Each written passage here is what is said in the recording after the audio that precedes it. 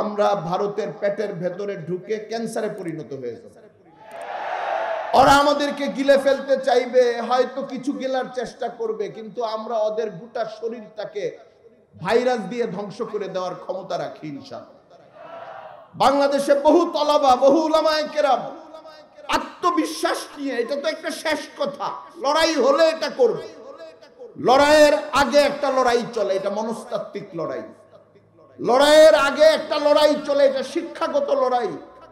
লড়াইয়ের আগে দীর্ঘমেয়াদী একটা লড়াই চলে, আল গজবুল ফিকরি, সাংস্কৃতিক লড়াই, বুদ্ধিবৃত্তিক লড়াই।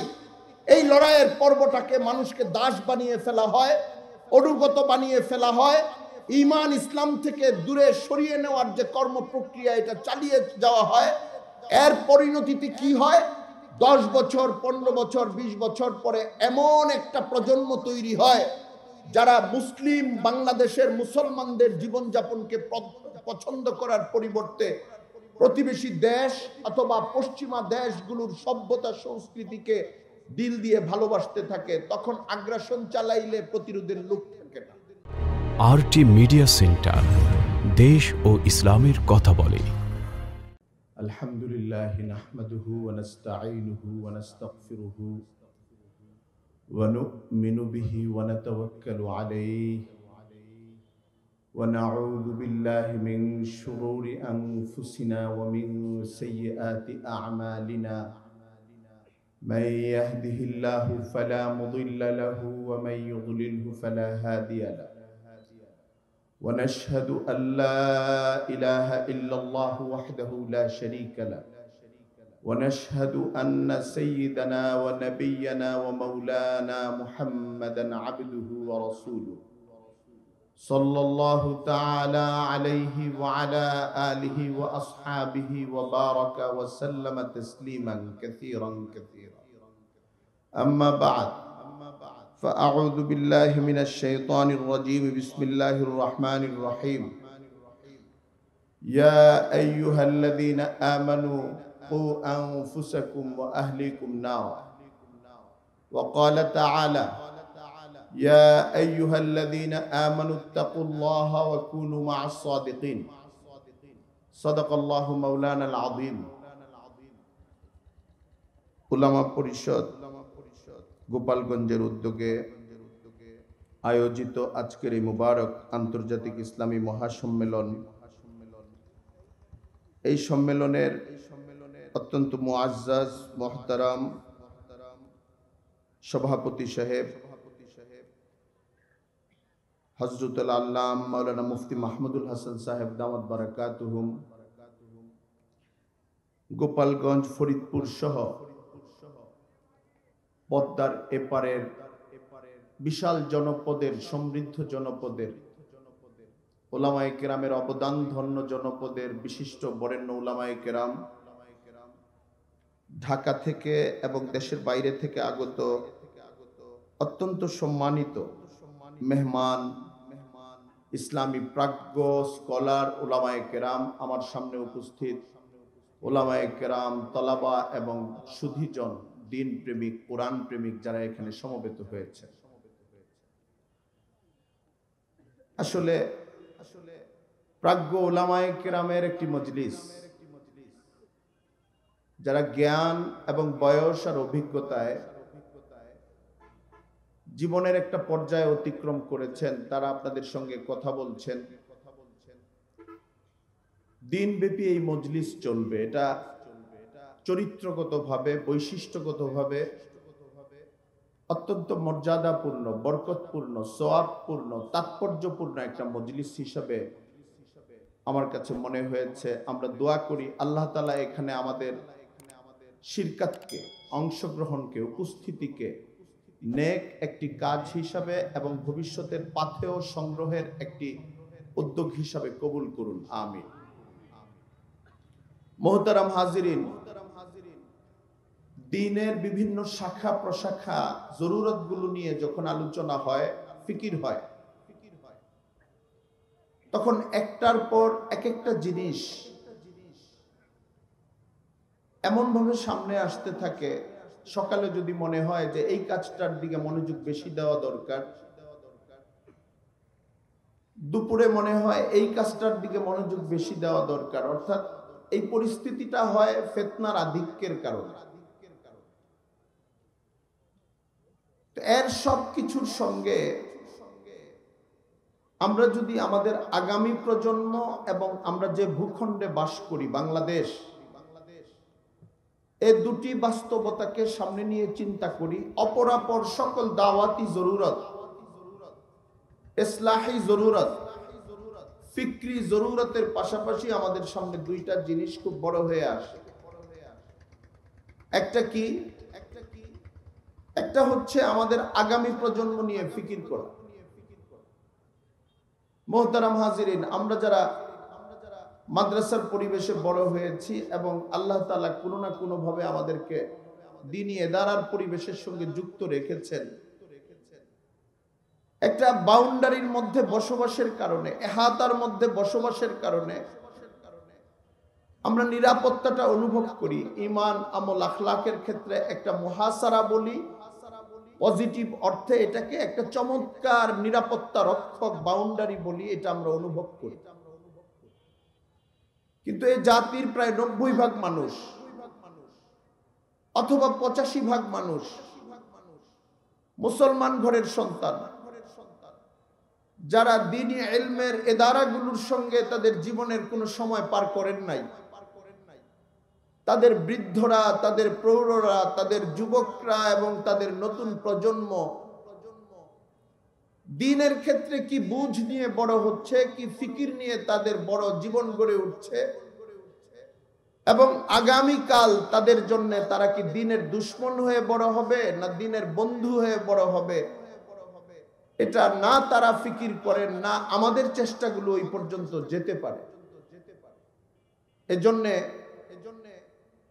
আমাদের সকল পর্যায়ের উলামায়ে কেরাম, আজকে তো এটা গোপালগঞ্জের, আমি তো মনে করি যে শুধু গোপালগঞ্জ না, মজলিসটা হচ্ছে গোপালগঞ্জ শহরে, কিন্তু বেশ কয়েকটি জেলা উপজেলার শীর্ষস্থানীয় প্রতিনিধিত্বশীল উলামায়ে কেরাম এখানে হাজির আছেন।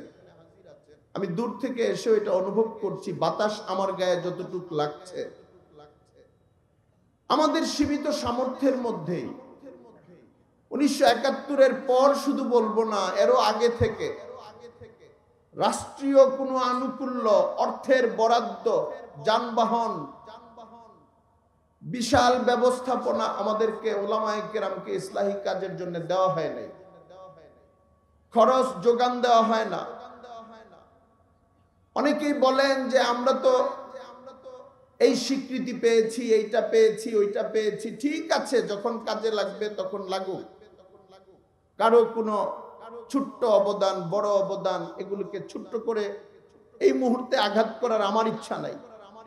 কিন্তু আমরা একটা অন্য কথা দেখি এবং বুঝি যে 1971-এর পর থেকে নিয়ে 2024-এর আজকে ডিসেম্বর পর্যন্ত সিস্টেমেটিক ওয়েতে, নিয়মতান্ত্রিক পদ্ধতিতে কোন দ্বীনি প্রতিষ্ঠান, কওমি মাদারেস, একটা বা 10টা বা 50টা, কোন সরকার রাষ্ট্রীয় তহবিল থেকে নিয়মিত ওজিফা বেতন পরিশোধ করে চালিয়েছেন। বাংলাদেশের শিক্ষা ব্যবস্থায় এখনো এই নজির স্থাপন হয় নাই। আমরা এই বঞ্চনাটার মধ্যে আছি, এটা প্রতিকূলতাও, কিন্তু আল্লাহ তাআলার দয়ায় এই জাতির ভাইয়েরা, মানুষেরা আমাদের পাশে থাকে। সাধারণ মানুষ যুক্ত হন, সাধারণ মানুষ তাদের বুকের পকেটের টাকা এখানে জমা দেন। অনেক বড় লোক, বিত্তবান মানুষ মোটা অঙ্কের টাকা দেন, আর রিক্সাওয়ালা, ভ্যানওয়ালা ভাই মহাব্বতের সঙ্গে 10 টাকা 20 টাকা মাদ্রাসাগুলোতে দেন, ভালোবাসার সঙ্গে দেন, সবচেয়ে তিবে নফসের সঙ্গে দেন। কোন মানুষ যদি সবচেয়ে মহাব্বতের সঙ্গে কোথাও দান করে থাকে বাংলাদেশে, তাহলে কওমি মাদ্রাসায় যারা মহাব্বতের সঙ্গে গরিব মুসলমান ভাইয়েরা 10 টাকা 20 টাকা 500 টাকা দান করেন, এর চেয়ে সুন্দর, এর চেয়ে ফ্রেশ, এর চেয়ে পিওর দান বাংলাদেশে আপাতত আর দেখা যাচ্ছে। ওই টাকা দিয়ে আমাদের মেহনত চলে, রাষ্ট্রের কোনো দায় নাই, কিন্তু আমাদের নিজেদের একটা দায় আছে। সেই দায়টা হলো আমাদের আগামী প্রজন্ম, যারা মাদ্রাসায় এসেছে এবং যারা আসে নাই, তাদের সবার প্রতি দ্বীন পৌঁছে দেওয়া, অন্তত এতটুক পৌঁছে দেওয়া, সে যেন দ্বীনের দুশ্মন হিসাবে বড় না হয়, সে যেন দিনের বন্ধু থাকে, অন্তত এতটুক পৌঁছে দেওয়া যে বাংলাদেশের কোন মুসলিম ঘরের কোন সন্তান সে আরবিতে বড় অফিসার হবে, স্কুলে বড় লেখাপড়া করে পুলিশের বড় অফিসার হবে, বড় আমলা হবে, বড় ব্যবসায়ী হবে, রাজনৈতিক দলের বড় নেতা হবে হোক, কিন্তু তার ভেতরে ঈমানের যে স্ফুলিঙ্গটা থাকা দরকার, মুসলমানের প্রতি মুসলমানের যে উখুয়াত, ভ্রাতৃত্ব, উম্মার যে কনসেপ্ট, এটা যে থাকা দরকার, মৌতের পরে অনন্তকালের যে একটা জীবন আছে, এই অনুভূতি বিশ্বাস যে থাকা দরকার, রাসূল করিম সাল্লাল্লাহু আলাইহি ওয়াসাল্লামের প্রতি মহব্বত, সাহাবায়ে কেরামের খেদমত, তাদের অবদান, তাদের যে মুবারক জীবন যাপন, এটার প্রতি একটা শ্রদ্ধা, আগামী প্রজন্মকে দিন পৌঁছে দেওয়ার যে একটা সাধারণ প্রেরণা, এটা থেকে যেন কোনো মুসলমান মুক্ত না থাকে, এটা আমাদের একটা শিয়ার বানিয়ে নেওয়ার চেষ্টা করতে হবে। আমাদের এই উম্মতির বাংলাদেশের মানুষের, মোহতারাম হাজিরিন, আপনারা জানেন বাংলাদেশ এখন ঠিক এই মুহূর্তে গত কয়েক সপ্তাহ যাবত যে সময়টা পার করছে, আমরা আগেও দেখেছি বিভিন্ন ঘটনায়, বিভিন্ন প্রেক্ষিতে আমাদের প্রতিবেশী বড় দেশটি প্রোপাগান্ডা করা, মিথ্যা প্রচার করা, চাপ তৈরি করা এবং বাংলাদেশকে একটা সাম্প্রদায়িক জঙ্গলি রাষ্ট্র হিসেবে দেখানোর একটা চেষ্টা তাদের আছে, তাদের মিডিয়াগুলোর আছে। এটা যে হঠাৎ করে আজকে শুরু হয়েছে এমন না, এবং এখন যে রাজনৈতিক দল ওই দেশে ক্ষমতায় আছে, এটা যে শুধু তাদের কাজ এমনও না। আপনি 1971-এর আগে থেকে কংগ্রেস আর বিজেপি, ভারতের যতগুলো দল আছে, সবগুলো দলের রাজনীতির ম্যানিফেস্টো, তাদের প্রবণতা, তাদের আচরণ বিশ্লেষণ করলে পাবেন প্রতিবেশী মুসলিম দেশগুলোর ব্যাপারে কেউ নরম আর কেউ গরম, একটা আগ্রাসনমূলক, হিন্দুত্বমূলক চিন্তা তারা সবাই লালন করেছে।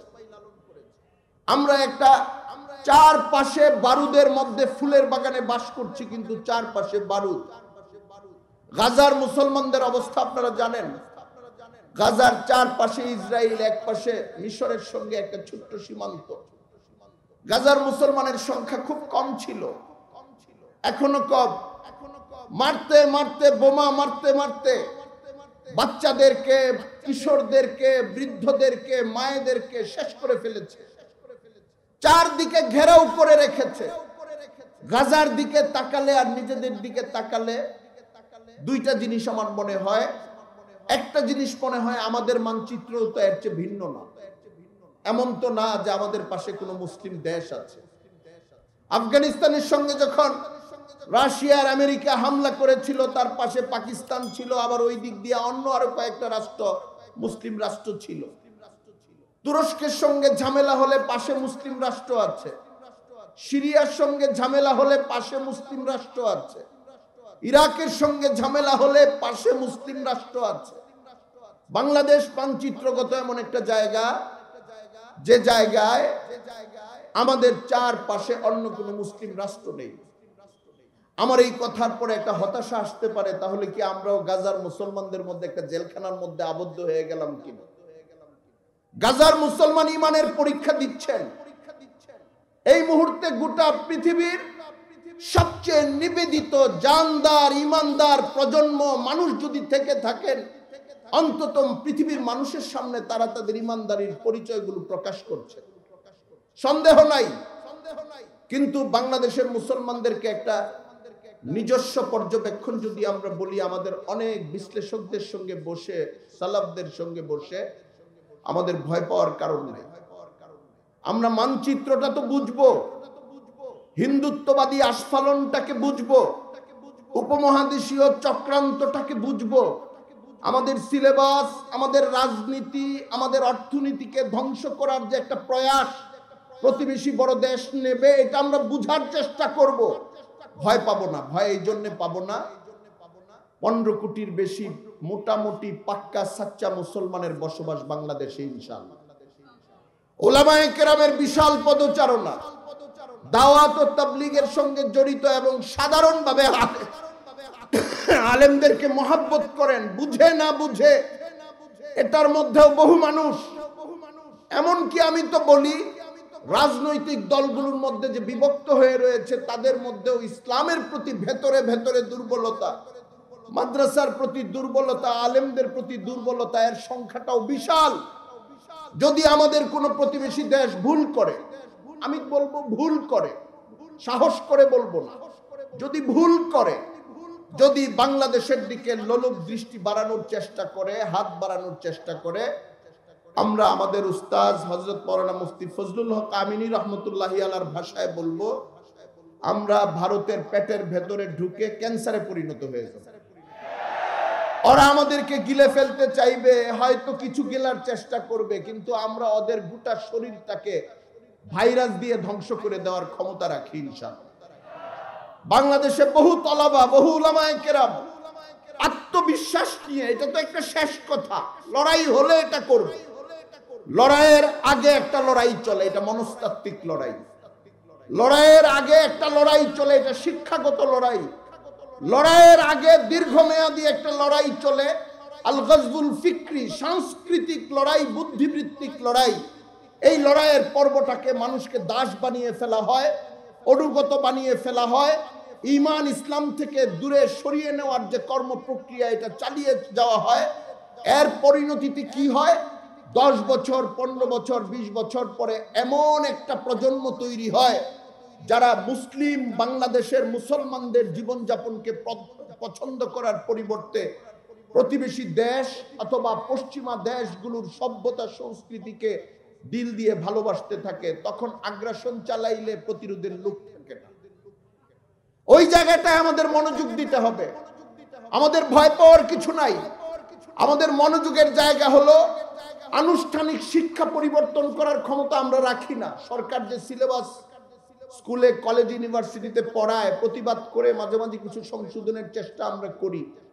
এই সিলেবাসটা আমাদের হাতে না, এটা টেক্সটকম বোর্ডের হাতে, গভর্নমেন্টের শিক্ষা মন্ত্রণালয়ের হাতে। আলেমদেরকে খুব কমই গুরুত্ব দেওয়া হয় এইসব ক্ষেত্রে। কিন্তু গোটা সমাজ আমাদের হাতে, মসজিদগুলো আমাদের হাতে, মুসলমান পরিবারের সন্তানেরা সামাজিকভাবে আমাদের হাতে, প্রাতিষ্ঠানিকভাবে না। ওরা প্রাতিষ্ঠানিকভাবে লেখাপড়া করার জন্য মাদ্রাসায় আসে না। 90% বা 85% মুসলিম পরিবারের সন্তান জুমার দিন মসজিদে আসে, মসজিদে নামাজ পড়তে আসে, আলেমদের সঙ্গে তার দেখা হয়।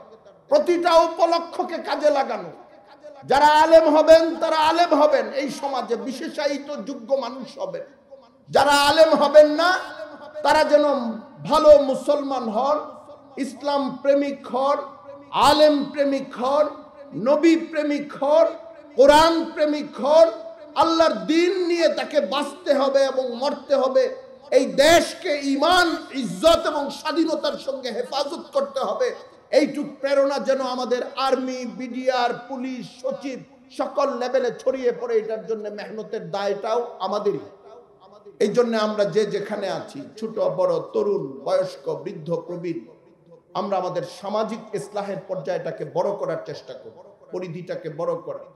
অভ্যন্তরীণ ইসলাহের পর্যায় তো আছেই, সামাজিকভাবে মানুষকে আরো ইসলামের কাছাকাছি আনা, তার ভেতরের ভীতি দূর করা, তার ভেতরের দূরত্ব দূর করা, আলেমের মজলিসে তাকে বসানো, তার চোখে পানি আনার চেষ্টা করা কোরআনের জন্য, রসুলের জন্য, ঈমানের জন্য, তার আবেগটাকে প্রজ্বলিত করা, তার ভেতরে ঈমানের একটা বারুদ, ঈমানের একটা স্ফুলিঙ্গ জাগ্রত করা, যেন 40 বছর পরে উনি যখন পুলিশ অফিসার হয়ে আমার সঙ্গে দেখা করতে আসবেন, আমাদের পরবর্তী প্রজন্মের আলেমদের সঙ্গে দেখা করতে আসবেন, তার ভেতরে ইসলাম আর ঈমানটা আগে থেকেই থাকে, নতুন করে দুশ্মনী শুরু না করে। এটা আমাদের জন্য ভৌগোলিক কারণে, সময়গত কারণে, পরিস্থিতিগত কারণে এই দাবিটা পূরণ করা অনেক গুরুত্বপূর্ণ একটা বিষয়। আমি গোপালগঞ্জে উলামায়ে কেরামের এই মজলিসে, এই মুবারক মজলিসে, সম্মানিত মজলিসে, আমার কাছে এই মজলিস অনেক দাবি মজলিস। বাংলাদেশের খুব কম জেলায় আলেমদের শীর্ষ, ওই জেলার বা বৃহত্তর জেলাগুলোর শীর্ষ আলেমদের নেতৃত্বে এমন মজমা হয়, খুব কম জেলায় হয়। বড় বড় দ্বীনি মাহফিল হয়, ওটাও মুফিদ। বড় বড় মজমা হয়, ওইটাও মুফিদ। কাউকে আমি ছোট করছি না, অন্য আয়োজনগুলোকে। কিন্তু এখানে গত কয়েক বছর যাবত যে উদ্যোগ শুরু হয়েছে, আমি গোপালগঞ্জের সকল শ্রেণীর উলামায়ে কেরাম এবং দিনদার ভাইদেরকে বলবো এটার ধারাবাহিকতা ধরে রাখার জন্য, এবং সামাজিকভাবে মুসলিম পরিবারগুলোর মধ্যে কিভাবে দিন পৌঁছানো যায়, মুসলিম নতুন প্রজন্মের দিলের মধ্যে কিভাবে ঈমানের চেরাগ প্রজ্বলিত করা যায়, এই চেষ্টাগুলো আমাদের করতে হবে, যেন আমাদের আগামী 5 বছর পর 10 বছর পর রাজনীতি যদি সে না বুঝে করুক, অন্যটা করুক, কেরিয়ার আরেক দিকে গঠন করছে করুক, এমনকি দুনিয়ার জীবনে অনেকে পুরাপুরি সহি তরিকায় চলবে না, এটাও ঘটবে। আমি বলতে পারবো না যে এটা করুক, মানে এটাও ঘটে যাবে, আমরা না চাইলেও ঘটবে। কিন্তু এই সব কিছুর পরেও তওবা করা জরুরত, এটা যেন বুঝে, তার যে ঈমান থাকতে হবে এটা যেন বুঝে, সে যে মুসলমান এটা যেন বুঝে, সম্মিলিত কোনো হামলা হইলে তাকে যে মুসলমানের পাশে থাকতে হবে, দ্বীনের পক্ষে থাকতে হবে, কোরআনের পক্ষে থাকতে হবে, এইটুকু সবজ যেন তার থাকে, এই চেষ্টাগুলো আমাদের করতে হবে। আল্লাহ তাআলা আমাদেরকে নিজেদের কবিলা, আমরা কওমি মাদ্রাসা, আমাদের যে কওম এবং বৃহত্তর কওম, আমাদের যে জাতি গোষ্ঠী বাংলাদেশের মানচিত্রের মধ্যে বসবাস করেন, তাদের সকলকে নিয়ে দ্বীনি শিক্ষা, সংস্কৃতি, তারবিয়াত, দ্বীনি ফিকির, ঈমানি গায়রাত জাগ্রত হওয়া এবং করার মেহনতে যুক্ত হওয়ার তৌফিক দান করুন। এই মজলিসকে ভরপুর কামিয়াব করুন। উলামা পরিষদ গোপালগঞ্জকে আল্লাহ তাআলা কবুল করুন। ওয়া আখিরু দাওয়ানা আলহামদুলিল্লাহি রাব্বিল আলামিন ওয়া মা আলাইনা ইল্লাল বালাগ।